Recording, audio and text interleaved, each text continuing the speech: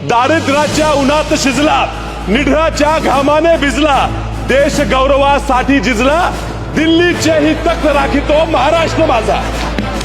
महोदय, मैं और मेरे निर्वाचन क्षेत्र के लोग बहुत ध्यान से बजट के भाषण को सुन रहे हैं। आशा ये थी कि सांगली को इस बजट में कुछ हासिल हो, लेकिन दुर्भाग्य ये रहा कि सांगली तो दूर, लगभग 1.5 घंटे के भाषण में एक बार भी मेरे राज्य महाराष्ट्र का नाम नहीं लिया गया।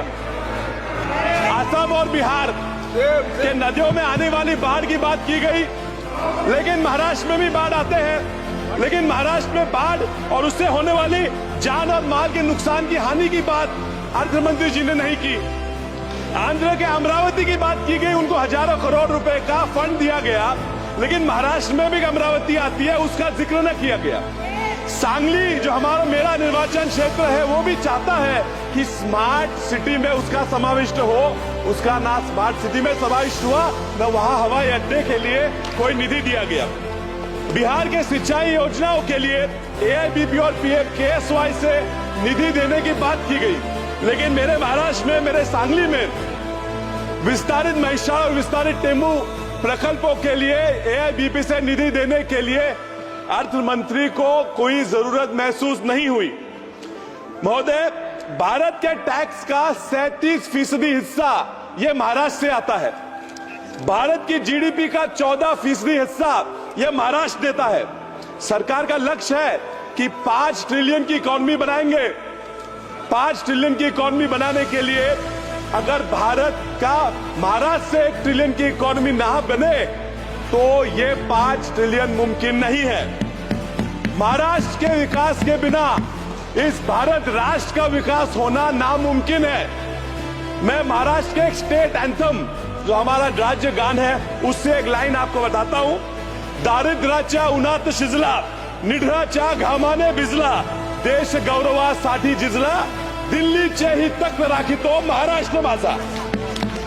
इतिहास गवाह है सर कि दिल्ली का तख्त सलामत रखने की जिम्मेदारी महाराष्ट्र लेता था, लेता है और लेता रहेगा, फिर चाहे वो आर्थिक हो, सामाजिक हो, साहित्यिक हो या राजनीतिक हो। ये जो सरकार बनी है, इसको सलामत रखने का काम भी महाराष्ट्र ने उनको 17 सांसद देके किया है। अब महाराष्ट्र को हमें भूल जाओ, हमारी तरफ मत देखो, लेकिन उन 17 सांसदों को देख के तो महाराष्ट्र के लिए कुछ तो देना चाहिए था। अभी ये दिख रहे कुछ सांसद मुस्कुरा रहे हैं, इनको देख के पिक्चर का एक गाना याद आता है, तुम इतना जो मुस्कुरा रहे हो, क्या गम है उसको छुपा रहे हो। मैं जानता हूं इन्हें डर है कि वापस निर्वाचन क्षेत्र में जाके क्या कहेंगे, ये दुख उनको सता रहा है। खैर, इनकी मजबूरियां मैं समझता हूं सर। बैसाखियों पे बनी हुई सरकार से और लोग क्या अपेक्षा करेंगे। मुझे डर है कि ये बैसाखियों पे मजबूरी चलने वाली सरकार अपना देश न डुबा दे। सर, राज्यों की बात छोड़ते हैं, सामान्य लोगों की अपेक्षाओं पे क्या क्या किया ये मैं पूछता हूं। MSP को लीगलाइज करने की बात की, ये इन्होंने नहीं की। लोगों का कर्जा, किसान कर्जे से मर रहे हैं, कर्जा माफ करने की मांग की, वो दखलंदाज कर दी। महंगाई सीमित रखने के लिए तो इन्होंने कुछ किया ही नहीं। सर, EPS में 7,000 रुपए मासिक पेंशन देने की बात हुई, वो इन्होंने नजरअंदाज कर दी। भूमिहीन किसानों को भी सम्मान योजना में, PM सम्मान योजना में समाविष्ट करने की बात की, वो भी उन्होंने ठुकरा दी। सर, फर्टिलाइजर हो, सीड हो, उस पे लगने वाला GST भी इन्होंने माफ नहीं किया। मनरेगा में 400 रुपए तक मिनिमम वेज बढ़ा दो ये मांग की थी, वो भी उन्होंने नहीं दी। चलिए, नहीं दिया तो नहीं दिया, जो दिया उस पर मैं सर 1 मिनट बात करूंगा। Food subsidy, they have decided to again continue with the 80 crore food subsidy. So it's a very ironic issue because the entire BJP's plan, election manifesto going around telling people was कि if you don't vote us back to power, आपकी food subsidy खत्म हो जाएगी।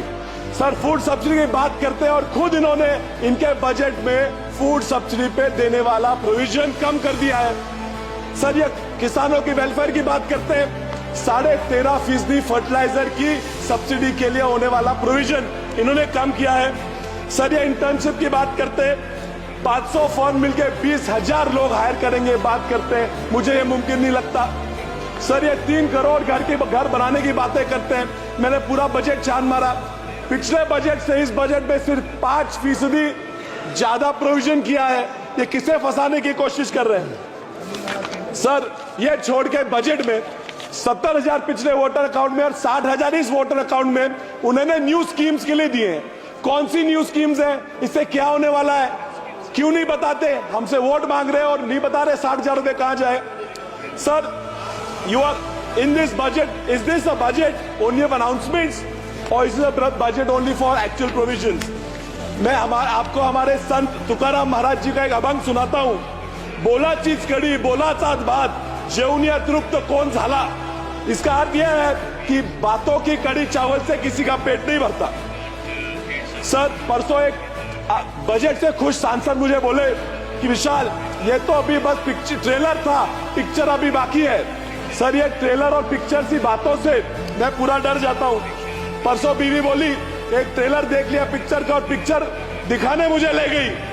Sir, दिक्कत यह है कि trailer देख के पिक्चर तो चले गए, आधे घंटे में बोर करके बकवास पिक्चर ही बाहर आ गई। सर, ये दिक्कत इस सरकार से मेरी यही है कि ट्रेलर तो ये बहुत अच्छा बना लेते हैं लेकिन इनसे पिक्चर नहीं बनती क्योंकि डायरेक्टर में ही प्रॉब्लम है। इस बार तो ट्रेलर भी बकवास हुआ। So I'll conclude the simple point and I want to tell them why they have lost in states like Maharashtra, and they may go on and talk about how the constitution was brought in and how caste equation was brought in, but that is not the reason for them losing majority of the states of India.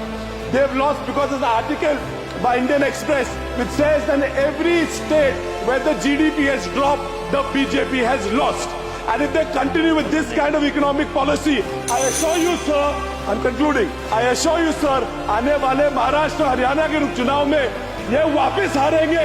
इसलिए इनको अनुरोध है कि economy पे ध्यान दो, वरना आप ज्यादा दिन उस तरफ नहीं रहने वाले।